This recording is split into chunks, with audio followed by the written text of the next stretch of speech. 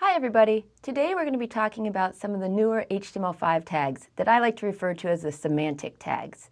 This is going to continue our conversation about how we're trying to make our web pages the most accessible as possible to as many people.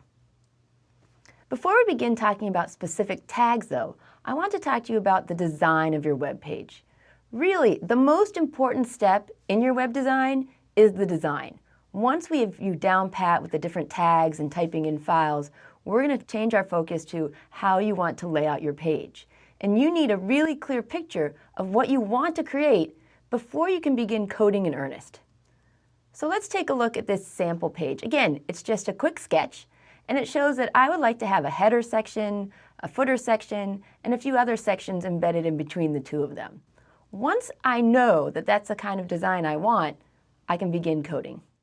So you may recall that one of the most common tags used to be the div tag, because in the beginning, kind of dum, you did everything with div.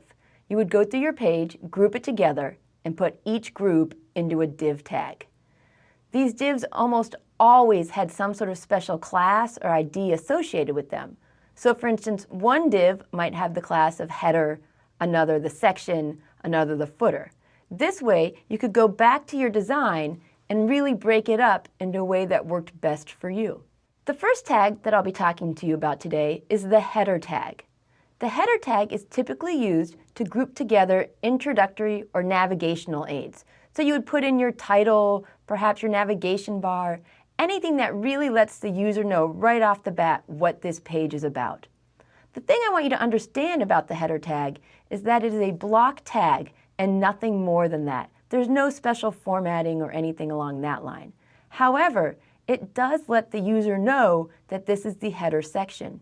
Now, most people will never see the tags. Remember, the browser looks at the tag and doesn't display it, instead formats its content. But for people who are using screen readers or other assistive devices, this is a great way for them to find what they're looking for if they're not using visual clues. Another point I want to make is that the header tag should not be confused with the head or different heading tags. This is going to happen to you a lot. Just remember that the head tag is for metadata and the header tag is more of just an aid.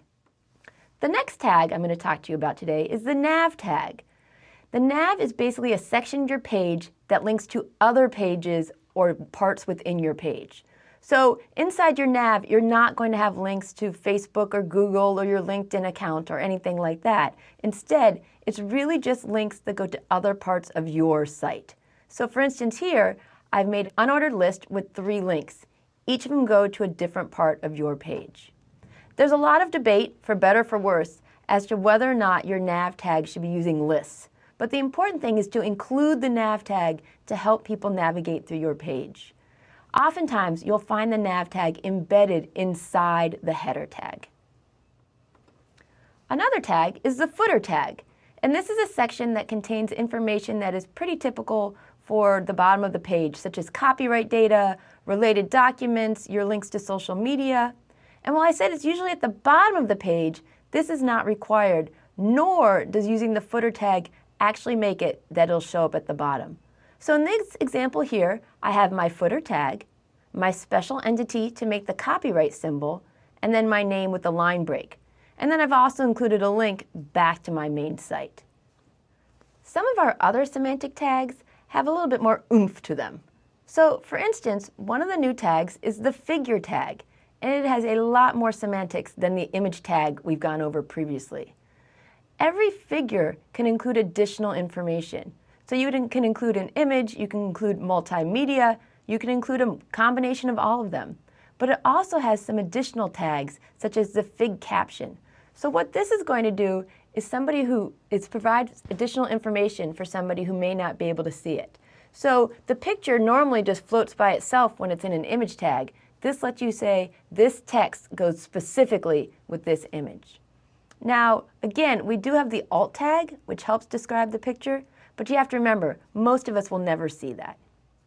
There are a number of other new tags in HTML5, and it's not really possible for me to go over all of them.